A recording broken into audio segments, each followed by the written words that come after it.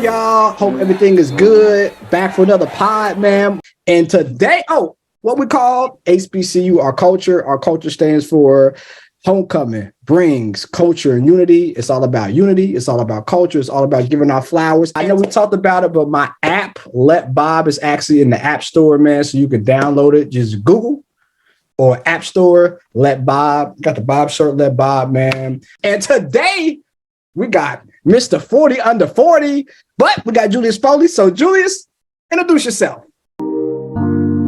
Can't let my heart show on my sleeve. They miss the gold yet from the streets. Spin round the block like I got beef. Baby, I'm like that, you gon' see. These are words I affirmation. What's going on, fellas? Hey, Julius Foley. I hail from Huntsville, Alabama.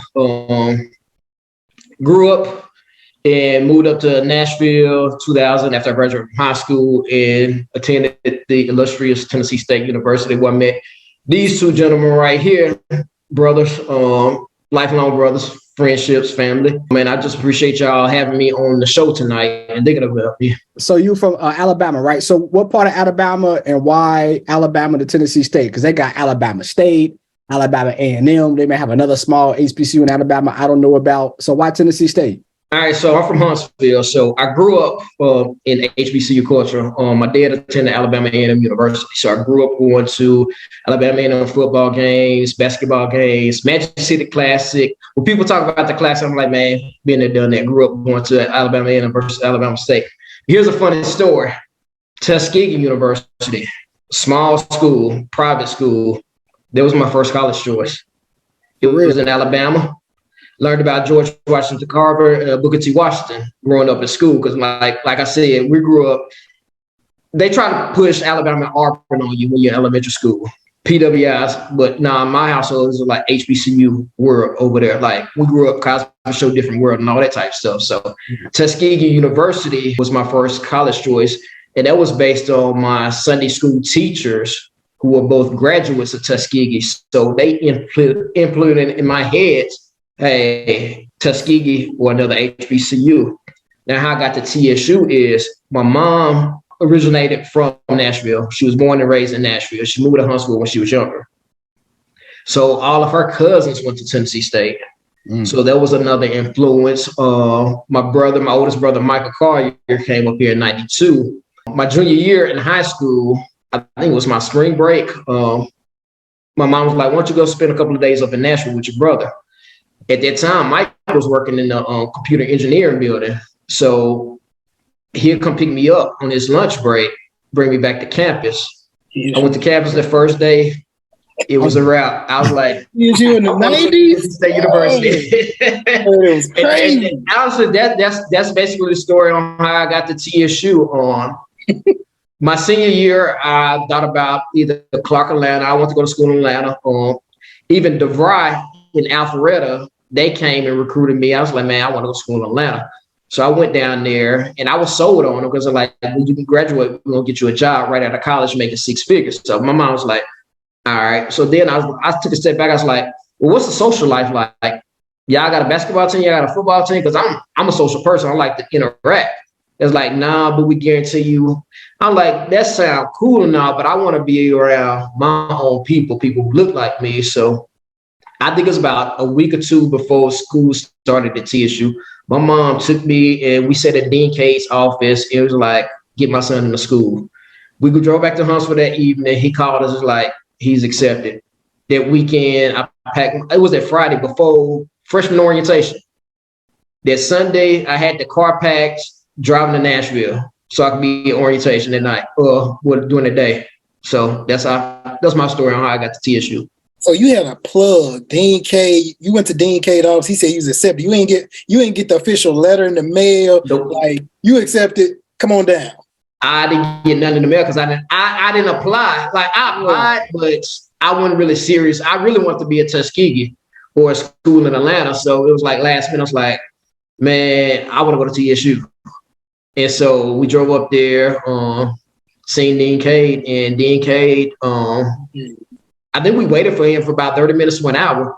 And he called us back and was like, your son accepted. And I was like, I ain't finna throw this opportunity away. So I told my mom, like, look, I'm gonna get in school, get in and get out in 4 years. She challenged me. She was like, well, the average college student takes 5 years to graduate. I was like, I'm above average. Watch me do it. And I did it. So shouts out to my family. I'm tripping. My uncle graduated from Tuskegee, and my mama, she ain't finished at Tuskegee, but she started there. So what about no other school in Alabama? My bad, family. Dean K, man. Dean K was real, man. Yeah, he was. Yeah, real OG, man. They got to name a building after Dean K. They have to. Yeah, it's mandatory. The way he carry himself, what he do for the university, man. You can't talk about TSU and not talk about Dean K. Exactly. Him, Hefner, like you gotta talk about them guys, man. Got to. Real G's. Yeah. Bro, we was talking to somebody the other day about orientation. You remember in orientation, Dr. Hefner was like, look to your left and look to your right. You're right. Yep. They're gonna be here. Yeah, man. They ain't gonna be there. Yep. Yeah, I remember it's real. That's real though. Like very real. They might not be there next week. Yeah. Mess around, that money don't come in. Yeah. It's crazy. That's real crazy. Was you ever purged when you was at TSU? Man, yeah, one time. How was that? It was crazy because my financial aid money ain't hit it. So, man, I was scrambling, like trying to man, I need my classes back. I'm not sitting out a year. I'm not sitting out a semester. So we got my situation rectified, and I was able to get most of my classes back. So, the purge. I say this, man, TSU will make you grow up very quick and fast. Because coming from the household, I was like, man, I got it all together. But then having to get financial aid and be in line, I had no ideas about the financial aid line. I remember my freshman year, it was in the auditorium. In King, get validated. King, yeah. No, before it was in King, it was somewhere, it was in the student center, it was a little hallway with a little small auditorium. Yeah. About ATMs. So I walk in, it's like packed in there. Kids just sitting down. And me, I ain't know any better. I walked straight up to the lady at the desk, and everybody was like, hold on, what you know? We've been in line 9 hours. I was like, my bad, I ain't know. So I was like, what's going on? It's like your financial aid ain't here. And she like, and plus you done cut everybody in this line out. You got to go back out and have a seat. I was like, man, I'll just come back in the morning. So I set my alarm for like about 4 or 5 o'clock in the morning and was there. But it made me grow up real fast. Irresponsible. I remember that because they had like that big ass computer that spit out that old ass paper. Yes. Man, full technology changed so much, man. Like so much. So good, these kids got it made like touch of a button on the iPad or computer, and they still done. That's crazy. So Julius, let's talk about this experience at TSU in the 90s, because I get a little jealous when I hear about people that went to school in the 90s at Tennessee State. And you kind of got that experience Mike did. And it all makes sense because all the Greeks was off yard in the 90s, which is crazy to me. But no Greeks was on the yard all in the 90s. So that lets you know TSU was cracking. Oh, yeah. But you had that experience. And then you also had this influence in your ear about Tuskegee. You had the colleges back home, A&M, Alabama State. You weren't interested in the War Eagle or Roll Tide. But did you make your decision on TSU when you went with Mike early in the 90s, or when you went to orientation, you kind of made that decision like, all right, like this is it? When I came to visit Mike in the 90s, 98 to be exact, when I stepped on campus. And I just seen the camaraderie and all the love that was shown, like just being up there for maybe an hour each day that I was up there. I'm like, man. And then the beautiful ladies, like, man, I was like, man. That's what I was going to get to. Yeah. You said 98. You enrolled at TSU when? 2000? 2000. Same here. So I came to orientation. I had never even been on the campus of TSU. They accepted me. I came to orientation. I came to orientation and walked across the yard from the student center to the computer lab. There was at least, they said it was 10-1. It was like 25-2. Yeah, oh yeah, for sure. I told my grandma and them, I said, you can leave me up here. I'm cool. Put me in a hotel, see if we can pay them like outright and let me stay on up here. I don't want to go back home. This is lit to me. It was crazy. So it's cool to hear you say that, you know what I'm saying? Like you made the decision, but you literally made your decision years prior to you enrolling like officially, right? So you had a gap of time to be like, I don't know, like maybe I could change my mind. So how did you stay the course making your decision so early?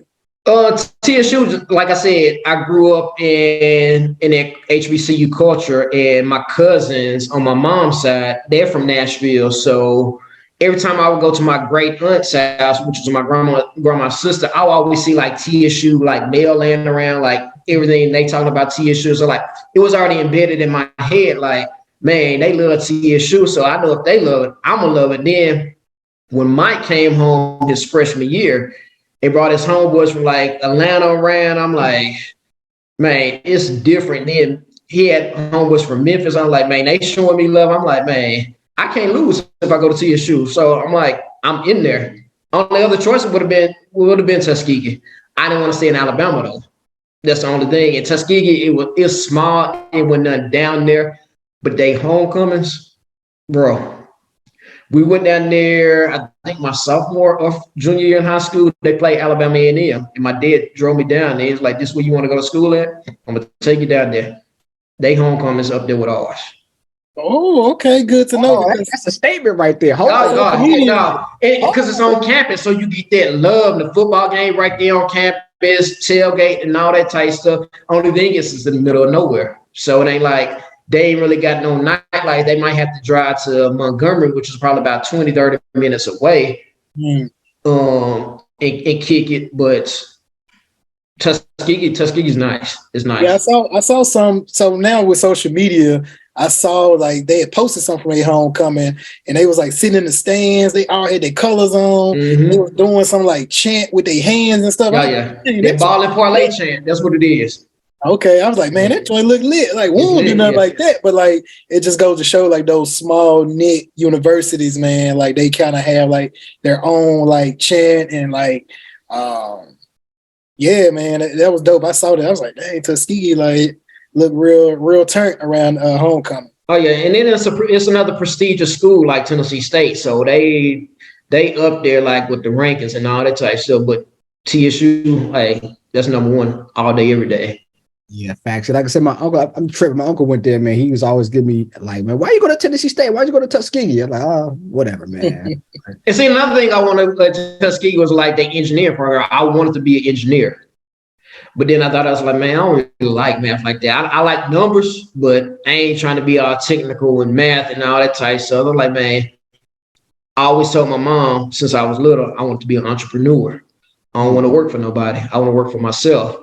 I said, because ain't nobody going to pay me like I'm going to pay me. Like, you can work for somebody 20, 25 years, and one day they can just get rid of you. I can't get rid of myself because I know I'm going to go out there and grind and hustle every day. Why real estate? Why no other sectors of the economy that you got into? And like, why real estate? All right, so backstory. So growing up, it seemed like every Sunday after we had Sunday dinner at my grandma's house, my parents want to go look at houses.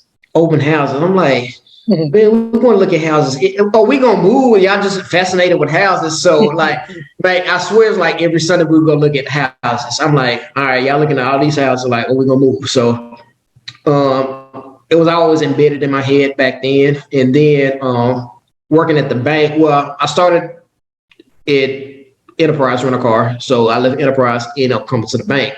So I did loans. I started doing home equity lines of credit. So then after that, I was like, I wasn't happy with my job. I was like, man, I ain't even making $40,000 as an assistant manager.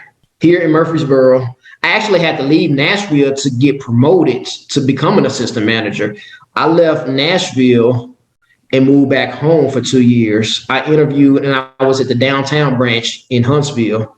And my manager, she was an Alabama A&M graduate, looked like us. She hired me right there on the spot.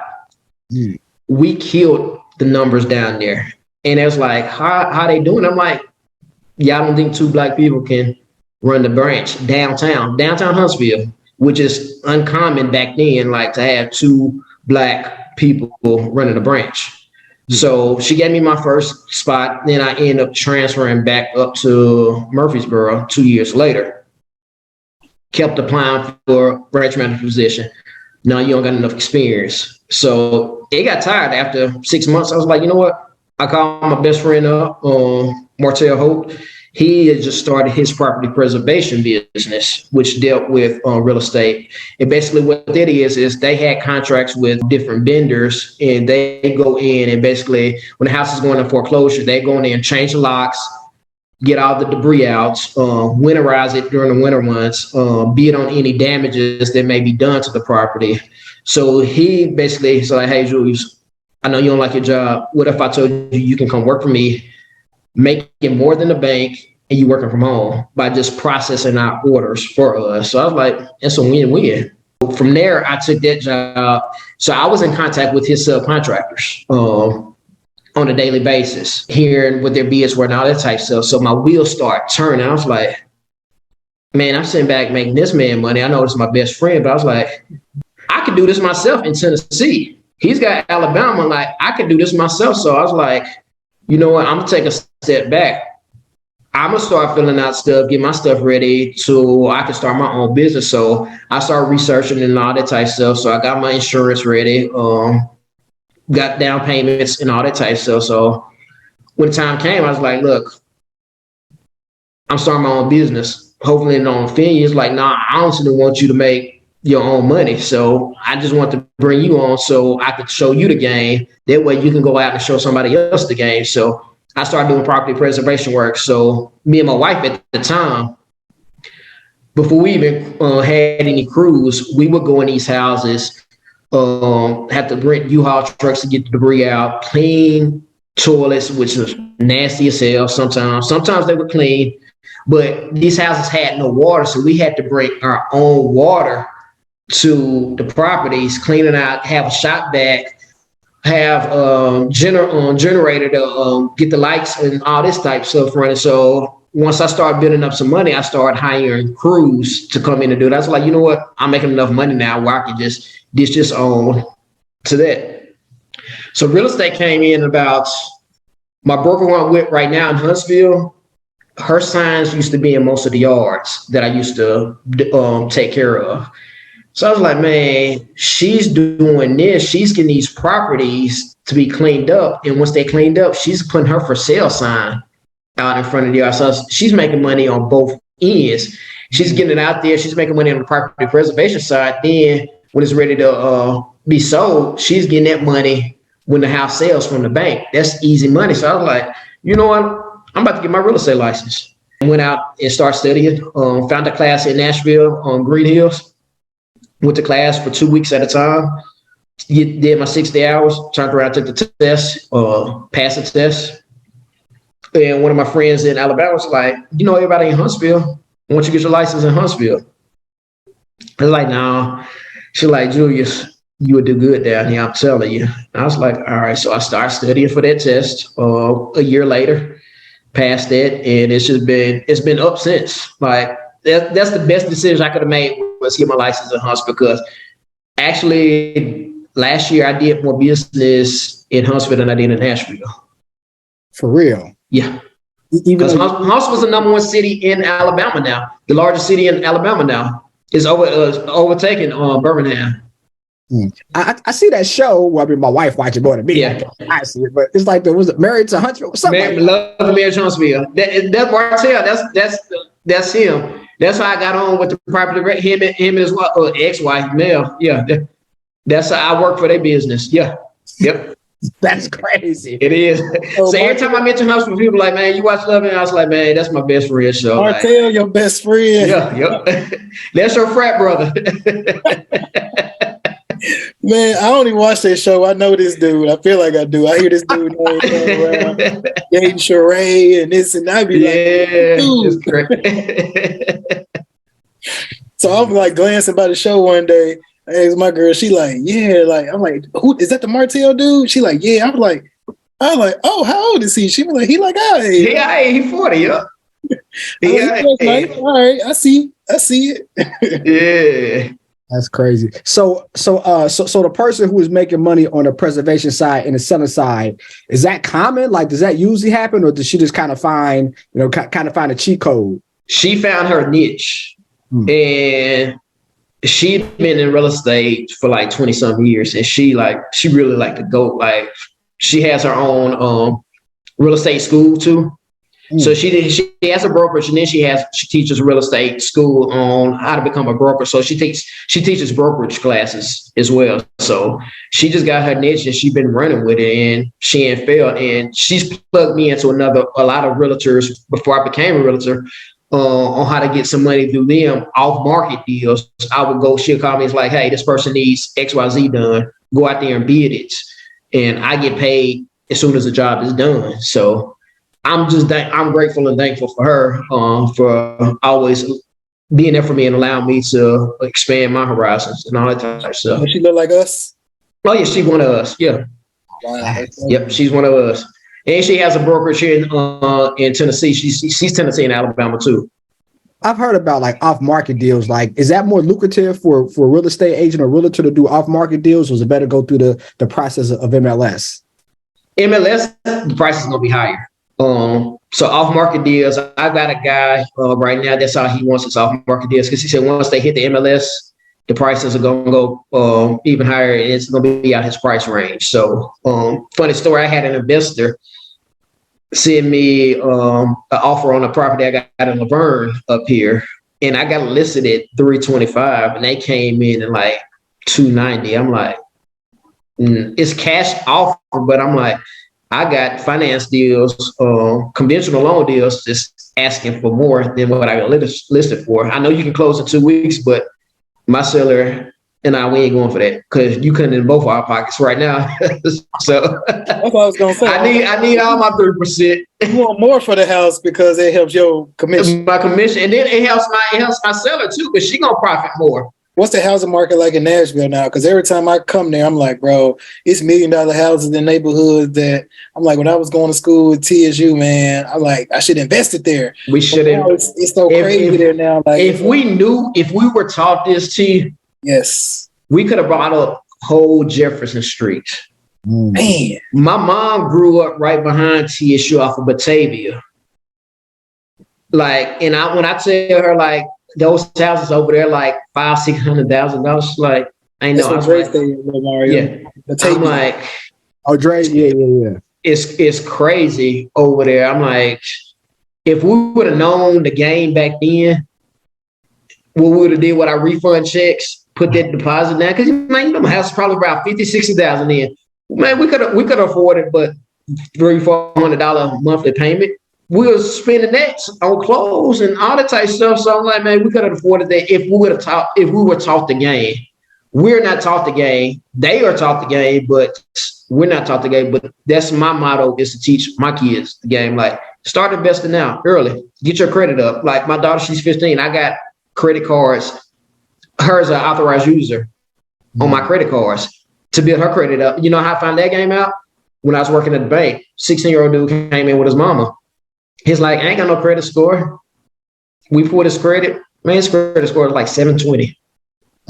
He applied for a car loan, and she co-signed. He didn't have no job, but we put his credit. I'm like 720. She was like, yeah, I didn't tell you. I've had you on your my car since you were like 14, 15 years old. You just building credit up. I got a Chase Sapphire card through my business. I put my daughter on there for the same thing, man. It's like, she don't know what's going on. Like, it's gonna be scary, but you know what I'm saying? But it helps, man. And that's like something like in our community, to your point. Like, we ain't taught, man. Like, we ain't taught that.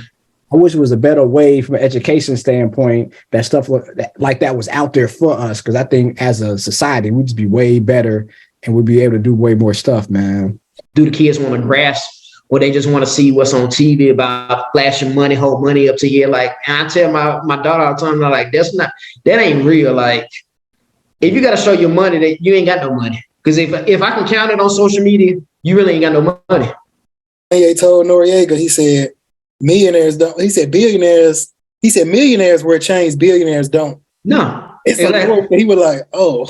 He said, you fucking chains. He was like, yeah, I'm a billionaire. I don't got to wear no jewelry. Like, I don't do none of that. Like, I'm a billionaire. Like, it is what it is. I be telling my daughter, like, yeah, I'm not gonna go make Louis rich. I support my own people before I support somebody else.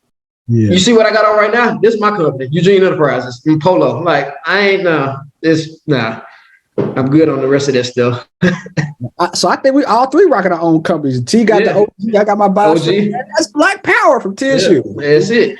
Man, just thinking we could have bought some of them houses across the street from TSU. They just sitting over there. They just sitting. Like who's in those houses? Nobody. I don't think nobody stayed in none of them houses. Like, I think we could have put our heads together, man, and bought some of that stuff around TSU, man. And now they building up so much around there. It's just like, golly, man. They done put a skinny house up. I was up on campus. I went to the president's luncheon. And when I parked, dropping. Look, you say that so casual. I went to the luncheon and I parked in Epps, and I looked back. I was like, man, they done do up a skinny house right here across the street. On that corner, right? Yeah. I'm like, man, it's crazy. Like, never would imagine in 100 years that this area will be popping like it is now. Talking about all your connections at TSU, how did it feel to be nominated to be 40 under 40? Like, how was that feeling? How did that nomination process go? Has that helped with your business today? Like go through that process with us. All right, so I was actually nominated. I got a message on Instagram. It was like, hey, you need to get somebody to nominate you, just out the blue. I'm like, all right, cool. I was like, let me find somebody to nominate me. So I reached out to, at the time, Sadiqa Johnson. She was the Tennessee State Huntsville Alumni chapter's president. And I served as a vice president when I lived in Huntsville for 2 years. So she was, she's from Detroit. So she graduated, she came in 99 and left in 03 or 04, I want to say. So she nominated me. I got the award, which I'm blessed and thankful for receiving that award, because I could have received any awards. I received awards before from Regents when I worked at the bank, but this one from TSU, my alma mater, it means more to me than any other award I could ever get in life, because it's from my people and it's from the school, my institute that I went for higher learning and education for. I'm just grateful for receiving that award. As far as connections, man, yeah, it's brought me several connections. Tennessee State University in the whole has brought me a lot of good connections. Tonight, for example, I could have reached out to any other real estate agents in the area, but y'all chose to bring me on, and I'm grateful and blessed for that opportunity as well. Another story, I had a closing I just did last month. One of my good friends, y'all know that Thaddeus Jones, that played basketball at TSU. Yeah, Paul said he's working for Target. Yeah. So that, that ain't on social media. That is on LinkedIn. Dad sent me a message the day before my 40th birthday. It's like, hey, Drew, man, I see you out here doing big things in the real estate world. I got a property that I bought back in 2007 in Bellevue. We've been rented out. He said, I'm thinking about renting it out again. The tenants just moved out. Can you go take a look at it for me? Or whatever. I was like, yeah, cool. I was like, you got a key to it? It's like, no, it's actually on a keypad. I was like, yeah, I'll go take a look at it, see what needs to be done to it. So he gave me the keypad. I went out there a few days later. Gave him a call. I was like, hey, man, they left it in good condition. I said, it just needs, carpets probably need to be steam cleaned and fresh, and need some new fresh paint out here. I said, everything else, like touch up, like mopping and all that type of stuff, I do that myself. So he's like, well, me and my wife gonna think about it. I was like, I'm gonna run you a rent analysis on here. Then I'm gonna tell you what you can get if you sold it. So when I went out there, 2 houses down from his, he had a for sale sign. So I looked it up and I gave him the number on it. I was like, it's the same square footage, same number of bedrooms. I was like, let's run it with that same dollar amount. So he's like, yeah, we're not gonna rent. He's like, I'd rather take the money. So put it out there on the market. About 2 or 3 days it stayed on there. Got an offer, a cash offer for above the asking price. And that's just testament of, man, TSU love, like, is embodied and voted in every last one of us. If you wanted to be like, he could have reached out to any other agent in Nashville. He saw me on LinkedIn, and me and him have always been cool with each other. We don't talk on the phone all the time. We might not even talk once a year, but he reached out to me. It's like, hey, Drew, man, I see you doing your thing in Nashville. I'm gonna give you a shot. he gave me a shot, and it was up from there. It was the end of that, and he was grateful that I got it sold in such a good time, man. He didn't have to fly down here. We got him a mobile notary to get signed up there where he's at, and that was the beginning of something. That was my first TSU deal. So I can see this happening a lot now. I plan on setting up a tent at the TSU men's basketball game because me and Coach Finney, real good friends, and he's another plug. Like, hey, Jew, a real estate agent, y'all go talk to him and all that type of stuff. I actually want that plug when Master P first came in, but now I don't need it no more. the way he played us. Yeah, man, tried to play us, man. He tried to play us, but these interest rates and markets and the bubble and the recession and all this stuff. I know Mario can speak more to a lot to that stuff too, but what do you see like with interest rates? Because I know some people that want to buy right now, wish they would have bought a while ago, but it's also like, we know it's one of those, but you feel like you don't want to lose out on a particular deal, but do you wait on interest rates, or do you kind of go with what's going on now? Or do you just kind of sit back? Is this like a buyer's market now versus a seller's market? Like, give us a little insight. It all depends on the pricing of the house. Interest rates, they dip back down between the 5s and the 6s. I talked to my loan officer yesterday. A lot of people are still scared because they've been spoiled by that 2% and 3%. Some people even have 1%. But here's the thing is, right now, these loan companies have this thing called a 3-2-1 buy down, where you can buy your interest rate down if the seller agrees to it. And a buy down is basically, say, the first year, say you were locked in at 6% right now. So your buy down on the first year, you'll be paying 3%. So it's kind of like an adjustable rate mortgage. In the second year, you'll be paying 4% because it'd be 2% off the 6. And that third year, you'll be paying 5%. But any given time, say if the interest rates drop back down to the 3s and the 4s, you don't have to be locked into that buy down. You can refinance if your house has that equity and buy down in that new interest rate. So I tell people, don't, like, anytime is a good time to buy a house. Don't wait, because we've been told that the rates may be forecasted to the 8s and 9s come February 2023. So then you're going to sit back and pay rent on something that you don't own, rather than you could have had something that you bought. And once the interest rates go back down, then you can get into a new monthly payment and you got something you can call your own, because you're paying 100% every month to something, and you're not building equity into anything. So that's my kind of take on that. On the high price in homes, I'm seeing that we're having to offer concessions to the sellers, or to the buyers, excuse me, because if you want the house sold, then you're going to have to help them out in some type of way for them to buy. But regular homes like $300,000-$400,000, then you may or may not have to help. I had one today where they're asking for $7,000 in closing costs. But you know how I reworded the contract? I said, okay, well, if you want this, you're gonna have to give me above asking price.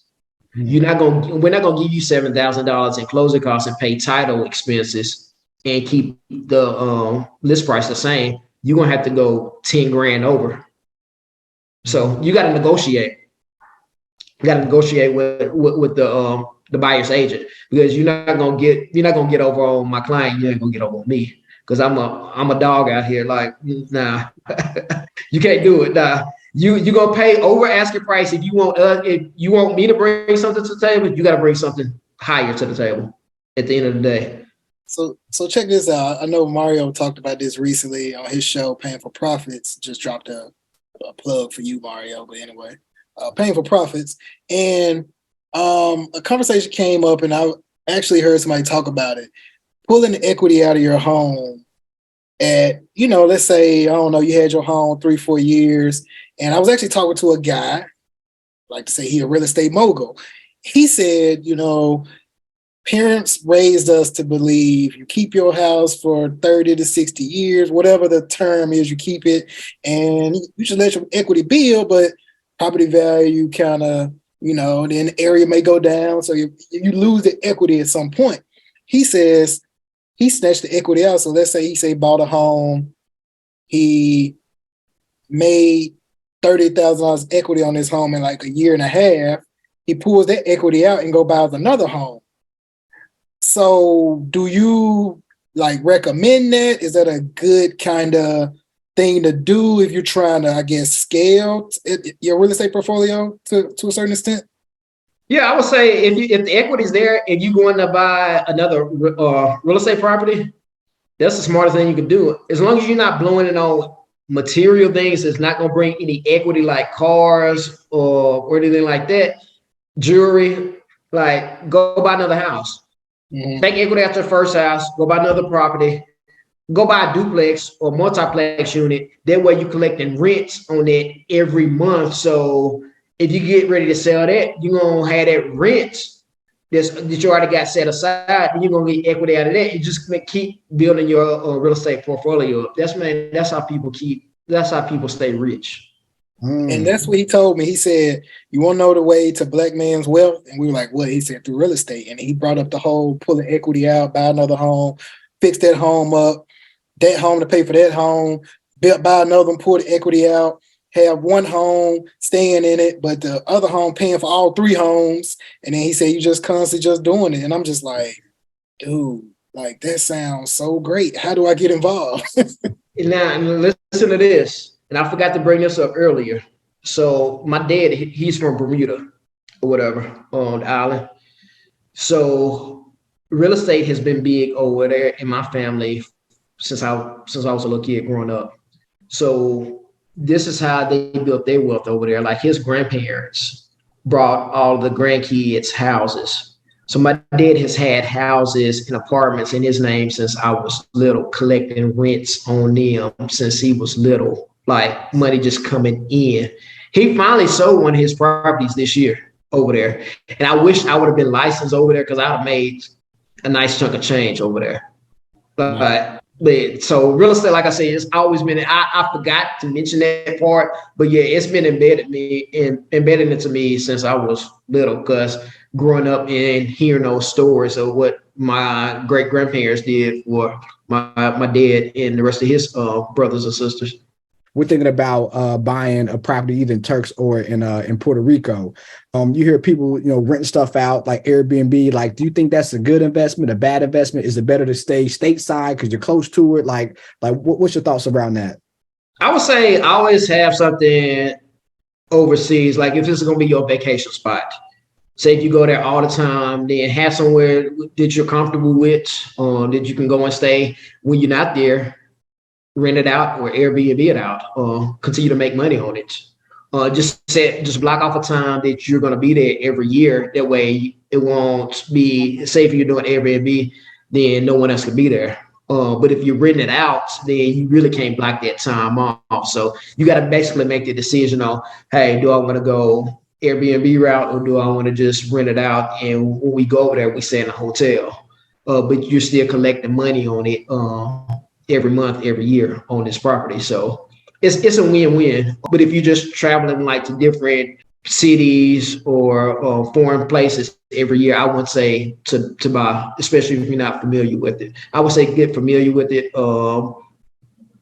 get some knowledge on it and go from there. So Julius, so you got your own company and it being, so you're the broker, right? No, I'm not my own real estate company. This is my property preservation. Everything falls under my property preservation business. So I just have everything onto this tax ID number right here. But my plan is to become my own broker. Why is it important to have everything run through the business? So tell the listeners who are not business owners why it's important to do that. Number one, tax write-off. And then I'm building business credit. So when I go out there and want to purchase something, I don't have to run my personal credit. I can run it as my business credit. My car is in my business name. I can put a property in my business name because I built business credit and all that type of stuff. So everything. So somebody wants to go look to see how many properties I got. They're not up under my name. They're under my business name.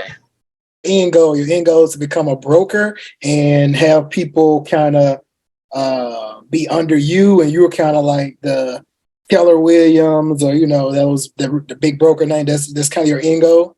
Yeah, my end goal is to become a broker in both states, Tennessee and Alabama. I was licensed in Georgia, but I'm not down in Georgia a lot, so I just end up retiring my license so I can just refer business out there. But yeah, my end goal is to become a broker in 2 states and just teach people of color, man, in the game. Like, real estate is where it's at. You want to make money, you want to help people invest, you want to help families. Just be that tool to help us understand building generational wealth is where it's at. It ain't about cars and the rest of the stuff that you see on TV. Is generational wealth is through real estate to me. That's my opinion on it. People may argue with me, but at the end of the day, you always gonna need somewhere to lay your head. So we are technically in a recession, right? We had 2 negative quarters GDP. That's a recession. So would you recommend a person getting a house during a recession or waiting? And then why should a person do either or? If you qualify for a house, credit wise, monetary wise, get the house. Because the interest rates, like I said, they're going to fluctuate. They're going to go up and down. You can look at it, the negative side one, like we are in a recession, but once we get at the recession, what's going to happen with these houses? The housing rate prices are going to go back up. Right now, they're kind of like at a standstill, and new construction owners are giving lots of free things away. Like last year, you couldn't get a refrigerator in a new construction home. You had to go buy your own because they were out of stock, or they just weren't offering it because the prices were so high. It's like, we don't have to offer you anything. You're gonna get your washer, your dishwasher, and your stove, but they may not be in the same brand. Back last year, like seriously, I know I had a buyer. She had mismatched appliances, and they was like, "Well, you can't sue us for it because you signed a contract saying that it might be this." So, to get back to the question, yes, buy a house now, even though we're in a recession. If you got the money, if you can afford the monthly payment, then why not? Because you're gonna pay rent. You're gonna sometimes pay more in rent than your mortgage. So you just gonna keep throwing money away or building something up for your future. What do you think about these container home versus a traditional home? That's a sticky one. I would say I don't like them personally, but I know it's a fad, and just like a lot of these farm built houses now, it's a fad. Like the modern homes, I like the modern homes, the way they build the modern homes. Open floor plans and all this stuff, but the container houses, I wouldn't get one. So you're saying we ain't gonna see you in a tiny home either, is we? I know, ain't no tiny home now. Like what I say, like I don't really too much care for the skinny homes either, because what I seen what they was doing, like Wedgewood, like that whole area, they would knock down one house and you will see 4 houses. Like there's no privacy whatsoever. I'm like, I don't want to turn around, look at my window, and see my neighbor's house right there. Like that. And then look to the right, and then look to the left. I'm like, nah. You have no front yard, you have no backyard. You just got a tall, skinny house. You to pay like $500,000-$600,000 for it. For what? Just so you could be closer to downtown. Yeah, they do that in DC. They build up, and yeah. I mean, they'll put 6-7 stories on that house, rooftop, this, balcony. They just keep going, man. It's crazy to see some of the houses here. But so as a home buyer, is it better to like buy and then flip it and just keep on doing that, or you think it's better to buy and then rent it out? It depends on where you want to go. Me and my brother and one of his friends, we brought an investment property last year in Huntsville because we knew the market's going to blow down there. So we got a good deal on it. So we got to rent it out within like 2 weeks. We thought about doing an Airbnb. Well, we see the Airbnb market is kind of like going south right now. A lot of people like doing Airbnbs because this whole recession thing. So we end up raising the rent. We didn't raise it by that much because we got a good tenant in there. We didn't want to scare her away. So we're like, we're going to raise it up by a couple of dollars and just let it be. But it all depends on what you want to do or what your long-term goals are, or your short-term goals or long-term goals. Short-term goals, I would say do Airbnb. Long-term goals, if you want to continue to make money, each month, rent it out, but make sure you have a good renter in there. Make sure you do all the necessary background checks, check their financial records, and just make sure you get good references, and go from there. And I know 9 times out of 10, they may have all that good stuff, but they may fall on bad terms too. So you just got stay persistent and make sure that you have that open line of communication with them. Like, hey, let me know what's going on if you fall on bad times or something like that. So how do you get involved in real estate? Like, I mean, you have to have, you know, sometimes they say, oh, this house was $5,000, but you got to do so much to it. Or, you know, what's a tip or what's a standard way a person that don't have any real estate knowledge, but they want to get in, do they get in being a realtor, or they just want to come in and buy a home with some liquid funding or investors? Well, what's some advice, or what's the best method you would say? It's different avenues of real estate. A lot of people think you got to have a real estate license to get a real estate. That's the number one myth. You don't have to have a real estate license, because there's a lot of investors who didn't go to school or anything. They just found they use a lot of hard money cash for places to go in there. They will invest with them to go in there and buy these dilapidated houses in the hoods, and they just built their portfolio up that way. Now, if you're looking to go the traditional way, like you want something that's not dilapidated or been foreclosed on, then get with an real estate agent, or get with someone who has a for sale by owner, and work out something with them on that way. So it's different avenues: investor way, traditional way. So it all depends on who you feel comfortable in talking to. We know each other, so you can pick my brain about anything, and I'm gonna let you know. If I don't know the answer, I can find the answer for you. So T, I can attest to that, man. So I called him. It was early this year, man. I got one of my clients knew a person that was selling some land, and it was 10 acres for $100,000. I'm like, let me call Julius. This might be too good to be true. He heard the excitement in my voice, but I heard like the he ain't saying don't do it, but he was like, you just might want to just check that out. So I had to do some more research, man. I found out like half of it was on wetlands. So on wetlands in Florida, you can't build on it. So shouts out to you for your apprehension in your voice. Yeah. Anything that sounded to be good, man, be true to that, man. Take a look at it. Like I said, I said probably need to get a perk test done on it. If the perk test, the soil don't come back good, you can't build on it. Yeah. Wow, so half of you couldn't even build on, so you just been sitting on it, and you just been sitting on it. You ain't been under your name, but you'd have been sitting on it. Like you'd have like, yeah, I got 10 acres, but you can't do nothing with it. you would have had a flex. You would have had a flex, but you can't do nothing with it for real. Wow. Broke flex, a hurting flex. If you had 5 dinner guests, dead or alive, who'd they be and why? 5 dinner guests.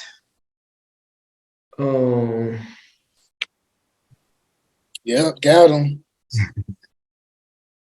Let me see. I'm starting with the black female. I would say Oprah Winfrey, TSU alum.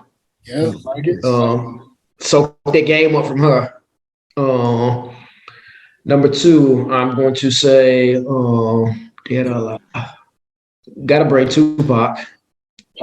Like it. Tupac or Biggie? Which one you going for? Tupac. I'm West Side all day. Man, I was arguing with dude at the bar about it. Tupac or Biggie? He talking about some Biggie. I was like, why? Anyway, that's all. Number 3, I'm going to say, and I'm going back to Tuskegee with this one, George Washington Carver. Number 4, I'm gonna bring President Obama. Okay, can't go wrong with that. A lot of melanin at the table. Yeah. And number 5, I'm gonna shout out to Mom Dukes. I'm gonna bring my mom. Oh, we ain't had that one before. Okay. Hey, I gotta give her flowers while she's here. That's what's up, man. Yeah. So it's about. Bring on that journey with you. Yeah, bring on the journey. So yeah, they're my top 5 right there. Who's the most like famous person ever in Alabama? Is you think our community? You think it's George Washington Carver? Is he from Alabama originally? I think he is. Him, Booker T. Washington. Yeah, they were like, yeah, the number one people that. It's a lot. I would say Birmingham. I can't think of the guy's name. He passed away a couple of years ago. Who led the march, the Selma March? John Lewis. John Lewis. Lewis. Yep, John Lewis. Yep. Rosa Parks. Like Alabama got a lot of history down there. So yeah, and y'all got Deontay Wilder too, don't y'all? yeah. Deontay Wilder. Roll Tide or War Eagle? The War Eagle, Auburn. Ooh. You know the reason why I say that? Why is that? Because the governor of Alabama stood on the steps of the University of Alabama and said he wanted us there. So every time somebody say Roll Tide, I'm like, man, they ain't even want your black ass there. I know it's back in the day, but still, that's still embedded in me. Like, man, if it weren't for our football players, y'all allowing our football players to play at these PWIs, y'all be trash. Like, real tough.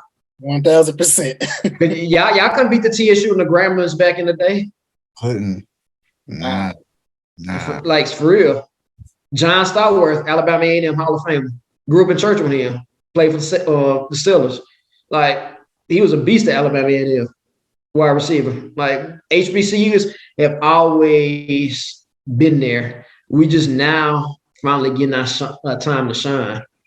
Man, Coach Penny came up to me in Gentry when the pet rally was in Gentry, walked up on me, didn't know me from nowhere. Hey, man, gave me a flyer. Hey, man, here go our seasons.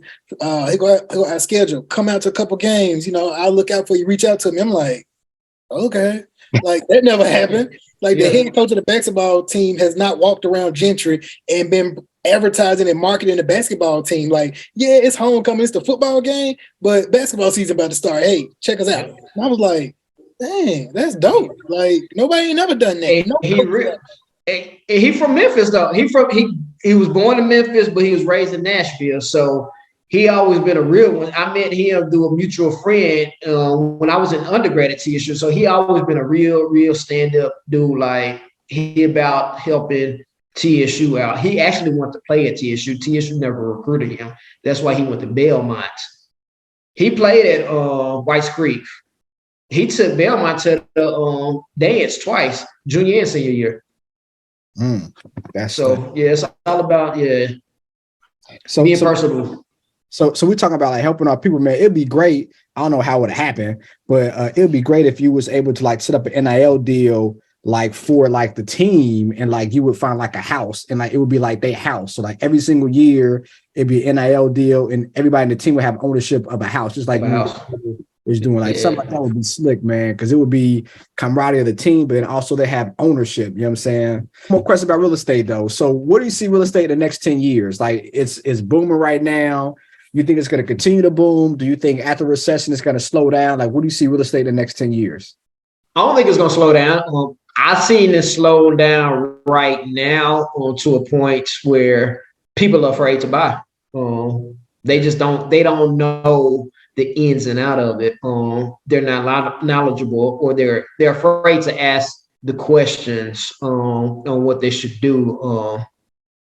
I'll say it slowed down as far as days on the market, like how's it sitting, you have an offer, but I don't think real estate will ever just come to a complete halt, because they're still playing catch up from previous years on where wasn't enough inventory out there, and people are paying $100,000, $200,000 over list price, which me as a real estate agent, I would have told none of my buyers, don't, like, your time is going to come. Unless you have to be in this certain house at a certain time, don't spend $200,000 over list price, because you ain't gonna get that back right away. Say if your job moved you to next year, guess what? You're gonna be upside down on your mortgage, unless you came in there and paid cash. But I still see real estate. it's gonna move to a different city. That's how real estate does. Like right now, Nashville's still hot, but in the South, Huntsville's hotter than Nashville to me. Because it's a tech city. So a lot of engineering gigs down there. Facebook has moved a part of this division in Huntsville. FBI's moved a division down in Huntsville. You got the Toyota Mazda plant that they're building down there. So it's a lot. Huntsville has a lot of small nicks. Raytheon, NASA's down there, Boeing. So you got a lot of gigs. The Army has a base down there. So you got people constantly moving to Huntsville. That's what's driving the market down there up. So I just see real estate moving to another hot city. Atlanta was hot. DC was hot. Nashville was hot. New York, LA, Houston. It's going to find like smaller little cities, like even Austin, Texas. The real estate down there is taking off crazy. Yeah, it's crazy. So it all depends on the niche and what's going on in a different city at that time. Just going to drive the real estate market up. So what about luxury homes versus like just an average $300,000 home? Why would a person want to do luxury homes versus, just whatever? I would say depends on what city you're in. Like for Atlanta, if I was in Atlanta, I would look at only luxury homes to be a listing agent. Because you got the Atlanta Hawks down there, you got the Atlanta Braves. Get reality show stars. Yeah. You got the strippers down there too. Exactly. Yeah, you got the Blue Flame at Magic City, like you got all that down there. So it depends on what area you're in. Okay. Me in Huntsville, I have a luxury listing out there for $1.3 million. It's in North Huntsville. 7 bedrooms, 8 baths, 7,800 square feet. It's another TSU connection. Her granddaughter went to TSU. I grew up in Churchilltown. And they called me last year and it was like, hey, Julius, my grandma's thinking about selling the house. She wants to downsize. And her grandma's like, do y'all know any real estate agents? It was like, yeah. Julius, he busy on Instagram, Facebook, like posting, like, why don't you give him a call? We know him. He a family friend. So that was another TSU shameless plug. They plugged me in. They could have used anybody in Huntsville. I don't live in Huntsville. That's the thing. But I was just blessed with that opportunity to be able to represent her. So let me get a little backstory on listing versus helping being a buyer's agent. Okay. As the listing agent, you got full control over how you want to split your commission. So the standard is 6%. You can split that 3 and 3. So if you don't do nothing, you ain't really got nothing to do with it, you're going to get your 3% off of it regardless. That's if you want to split it that way. Okay. I can split it. I'm splitting it 4-2.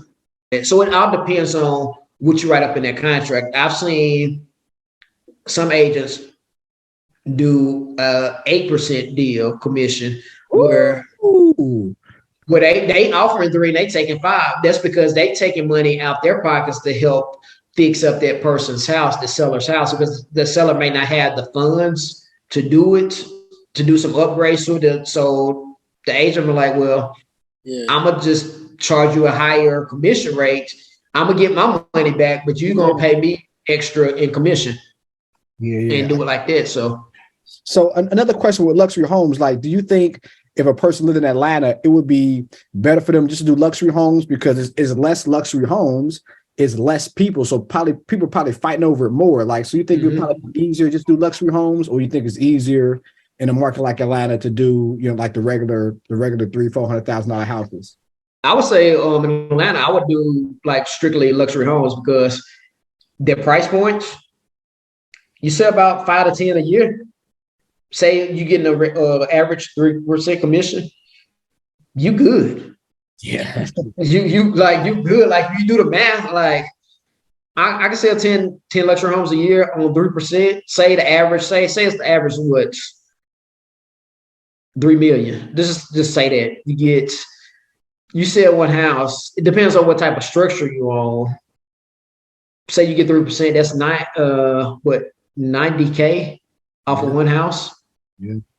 and you do 10 of those a year, or 15, like the number is stupid. Like the numbers is crazy. So I would focus on that. Not trying to say, hey, I ain't trying to help the little people out, but I'm looking out for my bank account at the end of the day. Yeah.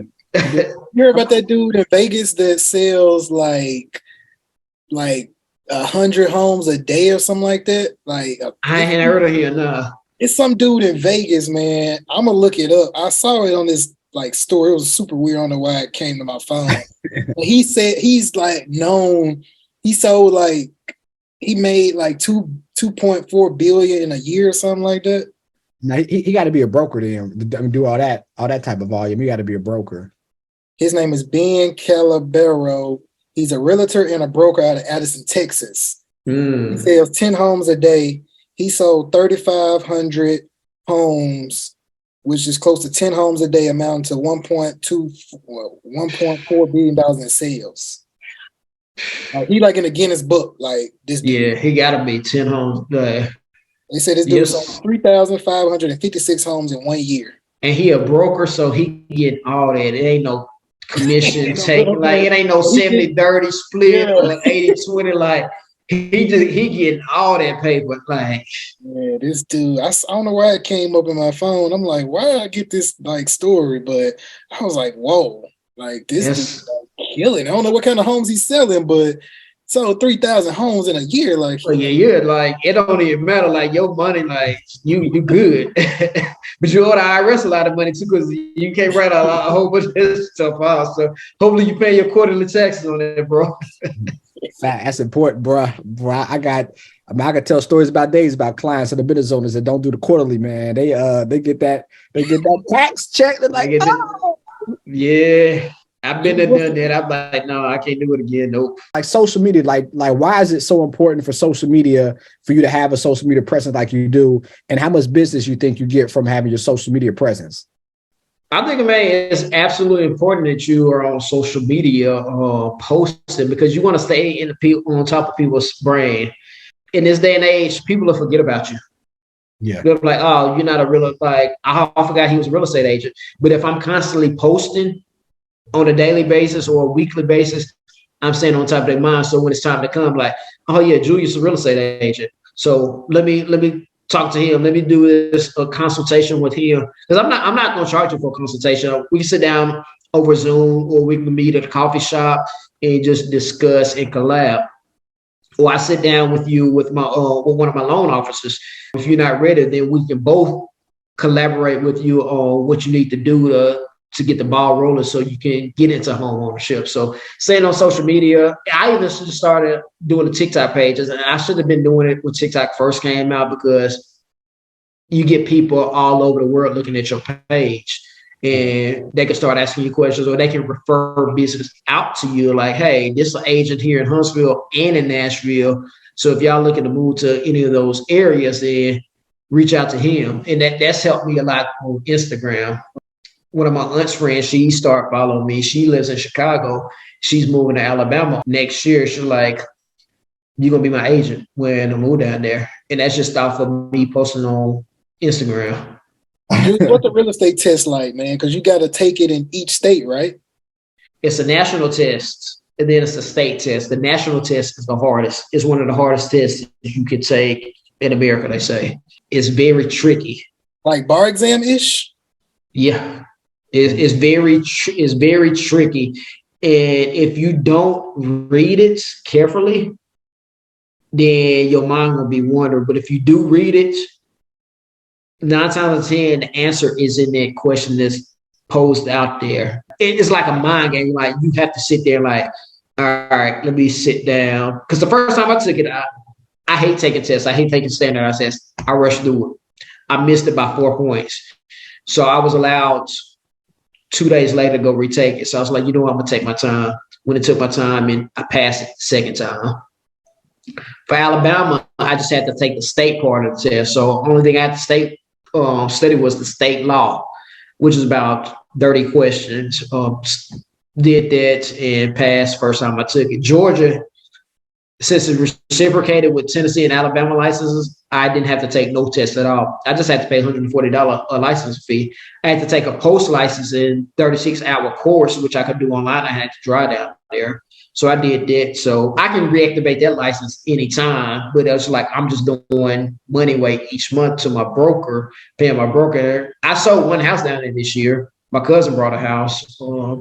But other than that, I was just wasting money. I was like, nah, I'm going to say my commission I got from his house instead of just doing it away because I'm not down there. So, yeah, that's how it is from a stock standpoint. Like Florida's the same way. Georgia and Tennessee, I got to pay like $140 tax, but Georgia and Tennessee, I don't got to relicense every year. So, see on social media, I'm like, wow, man, he in it, he doing it. Like, I'm like, wow, it's dope to see, man. See you getting it. I'm like I said, I'm gonna lean on you at some point, man. Like, hey, I got some little money over here. It might not be what I need, but I'm trying to get started. as long as I'm willing to help anybody, it don't matter what you got as far as monetary wise. If you're serious about it, sit down, talk about it. I can put you in with the right people that's gonna help you. You might not even have to use your money. How could a person buy property without using their own money? It's several ways, and that's what they don't teach us. It's several lenders out here that if your credit's straight, you can put little to nothing down on the property. You might have PMI, property manager, property insurance on there, but you can save your money at the end of the day. That's why I tell people, man, your credit score is everything. Your credit score is going to take you places where money can't buy. Like, as long as your credit score is straight, if you're in the 700s and up, especially mid sevens to high sevens, then you ain't really got to look at putting a lot of money down because they know that you're going to pay back this loan at the end of the day. They know your house ain't going to be coming in and getting foreclosed on. So as long as you take care of your credit, they know they can rely on you to pay them back that bank note each month. They have these programs, right? And some of these programs, when you get in them, you have to like stay in the home for like a year or two or whatever the timeline is versus trying to get like an investment home and kind of got to go through like the more rigorous route, I guess, like having more cash and things like that. Which route, I guess, like I said at the beginning, is probably more situational, but if money wasn't an object, but just trying to take advantage of the situation a little bit because you're getting all these perks, which route would be the best route for a person that somewhat has the money, but you know, you could go through this program, keep a lot of this money in your pocket, but you got to stay in here, whatever the timeline is, etc. I would say go through that first route where you technically got to stay in the house for 2 years, but who really be checking on that, honestly? Like, you could turn around, sign that mortgage, and then next day later, lease it out and get money on it. Really? Yeah. Who gonna check? Well, unless you got some Karens and Kevins in your neighborhood who gonna call. Like, no, seriously, like who gonna? Yeah. They ain't got no drive. They ain't got no drive-by police that's gonna like come knock on your door and say, "Are you staying? Are you the person who lives in your house?" Nah. Okay. So nah. Turn around and rent it out. And then here's my thing for married couples. I always thought like when you were married, like y'all both got to be on the loan together. No, don't do that. Husband, go buy your house. Y'all forever home or start a home. Wife, put the investment name, property in her name, or vice versa. Let the wife buy the starter home or forever home. Husband, buy the investment property. That way, y'all debts ain't consolidated together. Because if y'all go in on the mortgage both together, then want to say one of y'all get laid off, then y'all can go buy no investment property because that debt is going to be under both of y'all's names. Whereas if he just got it under his name or she got it under her name, then y'all want to go look at an investment property, go put it on a person who's not on this mortgage. That's not going to show up under their credit. So y'all, you can make money off your investment property or take some money out that first home that y'all bought and go buy another property and just keep doing that and doing it and doing it. That's how you're going to continue to get generational wealth built in. That way, that second home, say they got a kid who like 18 or graduating from college, they could put that third house in their name. As long as they got the money, or say if they had a business and they've been paying their kid every month for the past 2 years. So the kid can show where I'm employed by my father or mother's business, and here's my bank statement showing, hey, I'm being getting paid. Here's my taxes I've been filing on this every year. They can put that kid can get that house in their name. And that's just how you're gonna continue to do it. Check out this story I heard. This guy that I work close with, he don't look like us, by the way. He said his son wants to go to University of North Carolina, Chapel Hill. Mm-hmm. It's kind of, in relation to you is a little bit. So he was like, well, but I want to get him some credit started. But he said, I'm trying to figure out how to go about it so to kill two birds with one stone. I'm like, what you talking about? He said, well, it's expensive for out-of-state tuition. So he said, what I'm going to do is buy the home, keep it in my name for a year, put it in his name after a year. He gets in-state tuition. Now he also owns a home when he graduates from college. I was like, bruh, what? He was that's what I'm working with right now in Huntsville. That the dad, we're under contract right now. He's buying the house for his son, and his cousins are gonna be his roommates. So they just keeping the money in the family. Like he paying cash for the home. Like it's even my guy whose house I sold in Bellevue. Man, they paid $416,000 cash for this house for their son who just graduated from college. Like they've always had that leverage above us because they were taught that real estate was the way to go, and then they got that old money too. I said, get the in-state tuition, so also gonna get that extra money and put the house in his son. As we graduate college, he has a home in his name. And 3-4 years of mortgage under his name. Like, what? Yeah. Yeah. Leave, man. Yeah. I be looking at my mom and them sometimes, like, for real? For real? Like, you just got me out here trying to figure it out. Now, you think about it, 4 years from now, interest rate's going to be lower, too. So he could take the money out. Take the money out. Refinance, take the money out, cash equity out. He got a home and he got all his money in his pocket. Yep. And what he can do with that is go buy another house. Exactly.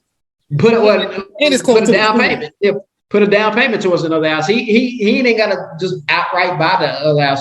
Take out some cash, put the down payment, and if you want to fix up a house, then you could fix up the house. So it's like, it's and the equity gonna be crazy on the house because he says it's by the school. Yeah. So what he can do is once he graduates, if he ain't want to stay there no more, he can turn around and flip it and rent it out to college students. College students. His dad already on it. I'm like, wow. Yeah. It's like real estate, the best way to go. Like it's so many avenues to make money in real estate. It's not even funny. Man, if you had one tip to give to a TSU alumni or a TSU person graduating this year, what would that be? Network. Make sure you give back to your alma mater. That's number one. Because if you don't give back, who will? TSU is a business. You're the other businesses. Why not give back to your alma mater that provided you with these everlasting friendships with family? Because I don't look at y'all as friends. I look at y'all as family. Like we may not talk all the time, but when we see each other, it's all love. So you kind of in a sense, you garner these friendships with family and they're everlasting because I tell everybody now, I'll hang out with more of my college friends than my high school friends because I'm not trying to say we're better, but we've been together for these 4 years on this sacred ground where it's people who look just like us. And we all share one common goal. We love our alma mater. So give back. Why not give back? Even if it's $50 a year, $100 a year, do something, take your money and give it back. You spend $50 maybe on dinner, on a nightly basis. Depends on your lifestyle, but give back to your community, to your alma mater, network. And I would say keep your nose clean, like on social media and all that type of stuff, especially to these young kids who just now out here like posting everything. Like, I know it's a time and place to post everything. I'm glad we didn't have social media back in the day.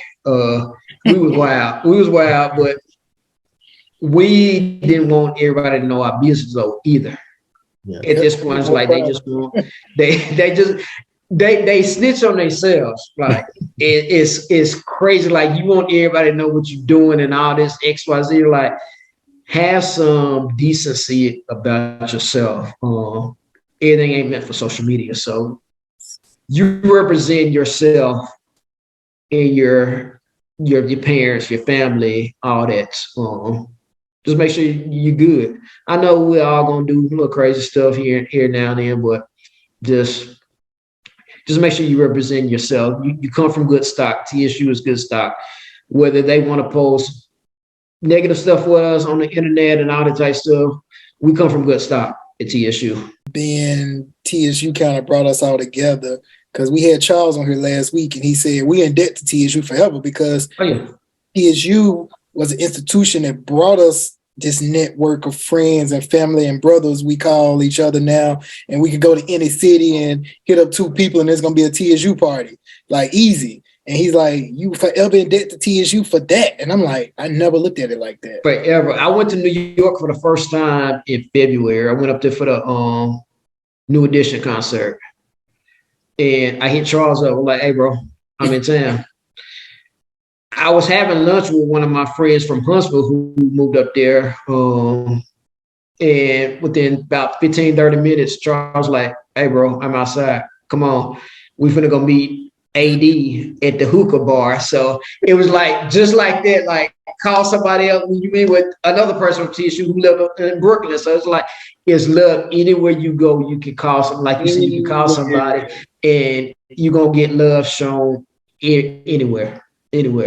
My friends be jealous. They be like, man, any place we go to, you get off the plane, you call one person and we go to one spot and then you bump into somebody else there and then 5 more people show up and then it's a whole thing around you. And I'm like, I mean, I just know people everywhere and they come outside. When we, you should tell them, y'all should have went to TSU then. You know what I'm saying? Like, they come outside when we pull up, man. What would now Julius tell the younger Julius? Be in the position that I am, invest in yourself. Invest in yourself. Know what you want.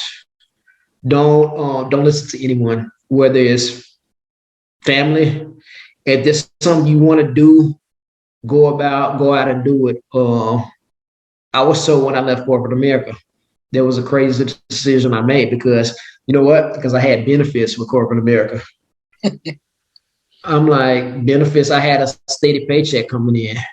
But I also told myself, like, I ain't gonna let myself starve. So I know what I gotta do. If I'm out here grinding for you to make millions of dollars and I'm seeing pennies of that millions of dollars on a paycheck and you taxing this paycheck, I'm gonna go out here and make my own money. And I ain't gotta worry about it. I can pay for my own health insurance. I can pay for my dental health insurance and all that type of stuff. So like, I would say don't listen to anybody coming in here trying to persuade you to stay because you're getting a bi-weekly check or a monthly check. Just do what you want to do and block all that other noise out. That's what I tell myself. Don't listen to any negativity. If you got a plan, go by your plan. Hey, if you got God on your side, you can't lose. Stay prayed up and go that route. I want to share this story too. When what you said about investing in yourself. So homecoming week, probably 12 years ago, 11 years ago, because I've been in this area 10 years now. I was considering going to this Black MBA conference in Indianapolis. And a couple of my guys was there with their companies. They like, you should come up. You can stay with me. I'm like, man, it's homecoming week. Like, I ain't trying to do all that. And he was like, yeah, you can go to the career fair. And I'm like, okay, cool. Go up there. And I get up there, I got my business cards, I'm suited, I'm like seeing people on the elevator. I run into Thad up there too, by the way. It's you always in the building. So I see Thad, talking about Target, and I'm like, I'm gonna come to the tent. So I'm trying to go to this career fair. Me being from Memphis, I'm just gonna walk in the career fair. I ain't paying. They gotta stop me at the door. So I get to the door and they was like, oh yeah, you gotta sign in. And I was like, okay. So I go sign in. They was like, oh, you didn't register? I'm like, no, they said it's gonna be $450 today. I was like, man, it's homecoming week. I ain't got that. So I go back upstairs and my other guy was like, he was about to come down. And he was like, why you back up here? And I said, man, they say it's gonna be $450 to register today. I'm just gonna wait for people to come out the career fair and I'm just talking in the lobby. He said, man, you got to invest in yourself, bro. He said, because you don't do it, who else will? He said, and this opportunity, man, you don't want to pass you up for $450. I said, damn, all right. And I don't know what it is about us as a culture. We put money behind something, or we going to watch it grow. We going to sit there and wait for it. So I paid that money. I went to that career fair. I walked around every booth. I talked to every person. I probably was the last person leave out of there. I had a stack of business cards this thick. I got home to Nashville and I called all these people every 2 weeks, called them, email. I got a Deloitte contact. That's how I ended up in DC today. And my career the trajectory of my career has taken off just because of that investment in myself. And I thought about not doing it. And I'm like, I don't know where I would be today. I don't know, you know what I'm saying? But I knew I had to, when I made that investment, I said, this gotta go. This has to work because I spent this money and if something don't come out of it, it's my own fault. And I just want to say this to people, man, just listen. I was listening to Pinky Cole today, and she was talking about, what the year 2023 is. And everybody was kind of making comments about like, oh, it's this year, it's the GOAT year, it's that year. And she said, no, it's about like getting it. She said, if you wake up every morning and you lazy and you ain't trying to get it, it's your own fault. Yeah. So you got to invest in yourself and go get it.